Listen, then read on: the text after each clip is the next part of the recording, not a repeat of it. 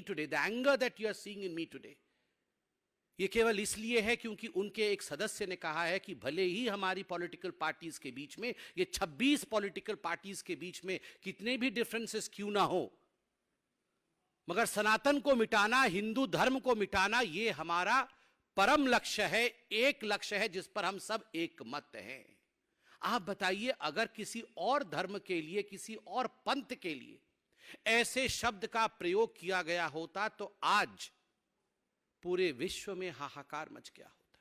ये लोग United nation पहुंच जाते कंप्लेंट लेकर कि देखिए हिंदुस्तान कितना इंटॉलरेंट, हिंदुस्तान में किसी के लिए सम्मान नहीं, और आज हमें डेंगू मलेरिया बताया जा रहा है। बंधुगण, this is not a disaster in statement, this is a design. यह ऐसा नहीं हुआ है कि फुट एंड माउथ डिजीज हो गया है, कि गलती से किसी के मुंह से निकल गया है और वो उसे डिफेंड नहीं कर पा रहे हैं। यह एक डिजाइन है, यह एक डिजाइन है जिस डिजाइन के अंतर्गत आज नहीं, अनेकों वर्ष पहले राम मंदिर के खिलाफ प्रायोजित रूप से बताया गया था कि भगवान राम का अस्तित्व नहीं है, भगवान राम काल्पनिक हैं। आप ऐसा मत सोचिए कि ये यूं ही हो गया था। यूं ही सुप्रीम कोर्ट ऑफ इंडिया में, in the highest court of this country, when one of the most important political parties of this country denied the existence of the faith of India, Hindustan की आस्था के ऊपर आक्रमण करते हुए सोनिया जी के कहने पर जब कांग्रेस पार्टी ने कहा भगवान राम तो है ही नहीं, उसी दिन हम समझ गए थे कि this is not a disaster of statement, this is not a foot in mouth disease, this is a design. आप सोचिए, जिस दिन भगवा आतंकवाद कहा गया, हिंदुओं को आतंकवादी कहा गया, जिस दिन राहुल गांधी ने कहा हमें सिम्मी से खतरा नहीं है, हमें हिंदुओं से खतरा है, that was not a disaster in statement, it was a design. सोच समझकर, नाप तौल कर बोला गया था।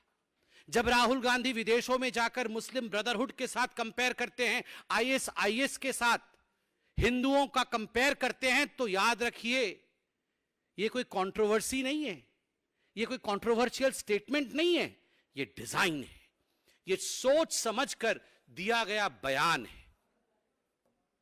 और तो और ये 26 पार्टियां इसमें एक ही हैं, और आज एएचसीसी एंटी हिंदू कोऑर्डिनेशन कमेटी में सभी एक स्वर में हिंदुओं के खिलाफ बोलने वाले हैं। उद्धव ठाकरे जी के स्टेटमेंट से भी it's clear from his statement, उससे भी बात स्पष्ट होता है। वो कहते हैं कि मंदिर जब बन जाएगा और जो हिंदू ट्रेन में बैठ के भगवान राम के दर्शन के लिए जाएंगे तो गोधरा जैसा कांड हो सकता है, मतलब हिंदुओं को जलाया जा सकता है, तड़पा के मारा जा सकता है। इससे घृणक वाक्य और क्या हो सकता है?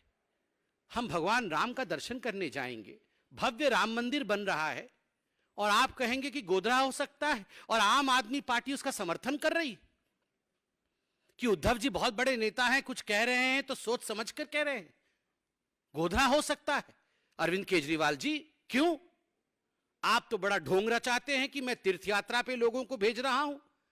आप तो राम मंदिर के विषय में क्रेडिट स्टीलिंग का प्रयास भी कर रहे थे, क्रेडिट लेने की कोशिश भी कर रहे थे, और आज आपके प्रवक्ता और आपके मंत्री कह रहे हैं कि उद्धव जी ठीक कह रहे हैं, अगर ट्रेन में बैठ के हिंदू जाएंगे देखने के लिए भगवान श्री राम को अयोध्या में तो गोधरा हो सकता है।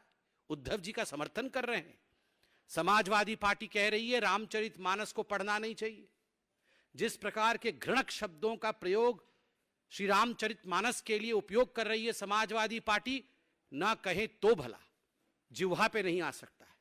और आज सुबह से समाजवादी पार्टी ने प्रेस कॉन्फ्रेंस करके राम मंदिर के खिलाफ स्टेटमेंट दिया है, हिंदुत्व के खिलाफ आज बयान जारी किया है कि राम मंदिर नहीं बनना चाहिए। आरजेडी तिलक लगाने वालों से देश को बर्बाद कर दिया है, यह स्टेटमेंट पढ़ रहा हूं।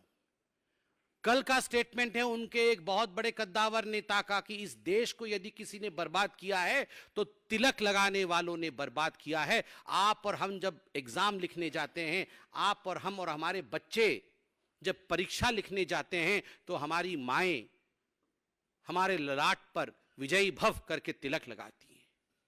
हजारों वर्षों से सैनिकों की पत्नियों ने तिलक लगाया है।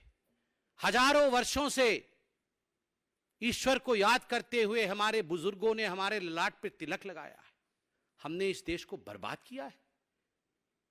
राखी जब बांधा जाता है तो बहन अपने भाई के सर पे तिलक लगाती है। क्या भाई देश को बर्बाद कर देता है? क्या भाई बहन को बर्बाद कर देता है? तिलक लगाने वालों ने देश को बर्बाद किया है। आम आदमी पार्टी, आप सोच के देखिए, ये वही पार्टी है।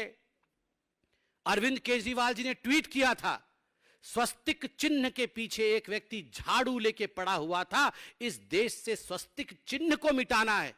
ये अरविंद केजरीवाल जी का नारा था, देश से स्वस्तिक चिन्ह को मिटाना है। एक स्वस्तिक चिन्ह मिटाना चाहता है, एक राम मंदिर नहीं बनने देना चाहता है, एक चाहता है कि राम मंदिर बन जाए तो वहां गोधरा हो जाना है, एक चाहता है कि हिंदू धर्म का लोप हो जाना है। तो ये जो एंटी हिंदू कोऑर्डिनेशन कमेटी की आज बैठक हो रही है, वो किस लिए हो रही है? और आज मैं बहुत स्पष्ट शब्दों में कहना चाहता हूं, ये कब से हो रहा है? जब से एंटोनियो माइनो इस देश में आई हैं, एक साजिश के अंतर्गत इस देश में हिंदू विरोधी गतिविधि चल रहा है, by the design of Antonio Maino. एक बहुत प्रसिद्ध लेखिका